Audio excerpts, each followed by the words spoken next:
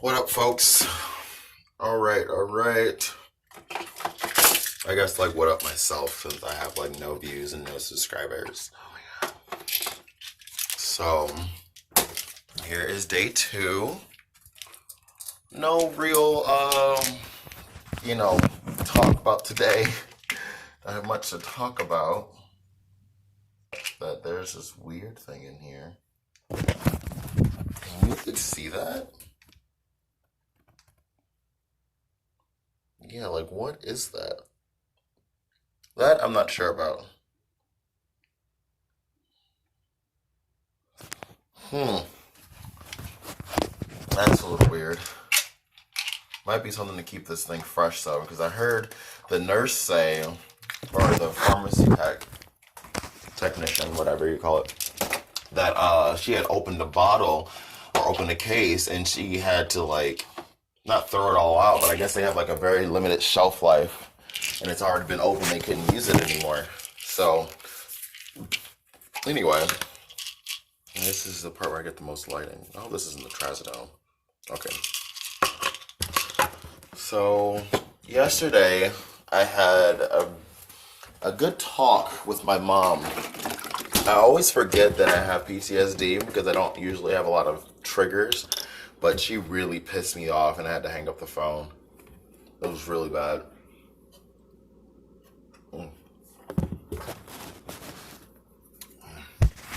So I told her, which I will tell you guys, how you know how they say that when you are, sexually assaulted or raped or whatever the case may be, it's usually by somebody that you know. Sometimes you know very well.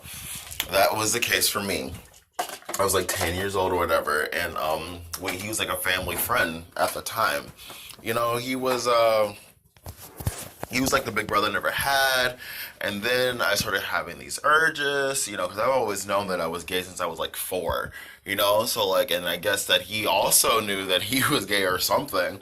And like right before the event happened, it was nice. Like we would kiss and cuddle and do all this other gay shit, like expressing our sexuality. And I found like refuge, like I found like safety and comfort, if you will. And let's see the acne scars. And it was amazing to have that. And until the event happened, and then all of that just scared the shit out of me. Men started scaring me, and like, I did not want to be around men. And then now all of a sudden I crave men's attention because I thought this is the only way I can get it, as if, oh, it's just so much. But when I told my mom that, she compared me to the white lady who lied about Emmett Till way back when. And I think recently she just came out and said that never happened and he never touched me or whatever. But like, because of her lie, she killed, I mean, they got this boy killed. And she compared that, how she felt, to my situation. It's like, bitch, there was no lie. There was no fucking lie. He still raped me. And like she said, then she did say that, no means no. No matter if y'all booty balls naked swinging from poles, if you say no, no means no. She did kept reiterating that. But the fact that she felt that way because she's like, oh, we've demonized him. I thought he was lurking in the shadows and he just attacked you from out of the... I never said that. I never said that. I never said that he came out of the dark shadows. You know what I'm saying? Like, you never asked how it came about. And when I did tell you years ago, almost 13 years ago, 14 years ago, I told you as if it was supposed to happen. You know what I mean? Like I wanted it to happen, and then like you concluded the two together. You know what I'm saying? Because I did tell him to stop. I did tell him no, and he kept going because like he just told me not to think about it, and it won't hurt no more, and all this other bullshit. But you demonized him. It's not my fault that you demonized him. It's not my fault that you have such high, anger and ungodly, unchristian like anger towards him to the point you want to kill this man. Now, I took my steps to forgive him. I took my steps to thank him for not like in his face, obviously, but within myself, so that I can realize that this is how I came to be. This is who I am. You know what I mean? And I'm glad for every day that I have. You know, it gets hard sometimes when my suicidal thoughts come in because of that event. You know what I'm saying? There are still things that I'm working on that I may be working on for the rest of my life. You know, but for you to compare me to somebody who lied about that, I never lied to you, and it just really hurt. And she just going on and on and on about so much other bullshit that just was not helping me. And I've never been so angry in my life. Like, I was so triggered and like, how dare you? And it's like, and it just made me think of like how no one came to my rescue, how no one was there for me, how no one, you know, like saved me for something that I thought I knew what I was doing. And she wanted to blame my dad, which I guess you can, but I mean, like, just had my dad been there, maybe I could have had someone to talk to about these feelings that I was having, and I didn't. I didn't. So it's nobody's fault but his, and maybe it was barely even his. I'm pretty sure there was like some type of energy that he was getting from me too. He just went too far. You know, not that this not to make an excuse for him, you know, but it's what happened. And it just really just pissed me off. Like I was so fucking pissed. I was like roaring because I had to call my best friend Nick, and like I was roaring basically on the phone with him how angry I was, and like it was not a good time. It took all the energy, the rest of the energy that I had out of me. I had plans. I had somebody coming over to my house to hang out with me, and I just fell asleep. And they were just sitting outside waiting for me to come out, and I fell asleep. And they called me several times, and I couldn't wake up. Like, that's just how drained I was.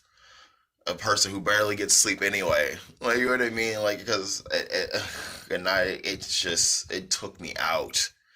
It's just sometimes talking to her, she just knows how to press the right buttons. And I know she doesn't mean to, but like, I know she was trying to help, you know? But I just have to sometimes just take care of myself. I just have to figure things out on my own. And I don't need her to tell me that. She just doesn't seem to want to understand. And especially when I'm talking about something so sensitive, I don't need your input. I don't need your opinion. I don't care how it made you feel. I didn't need to hear that. Talk to somebody else. I'm not in the mood to hear that right now.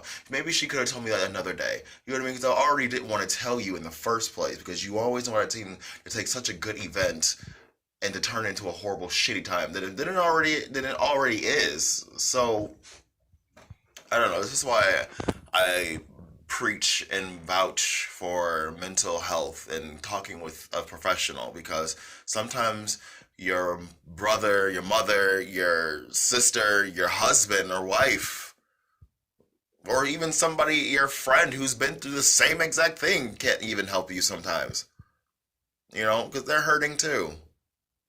So I would, this is basically just to say that, guys, get professional help.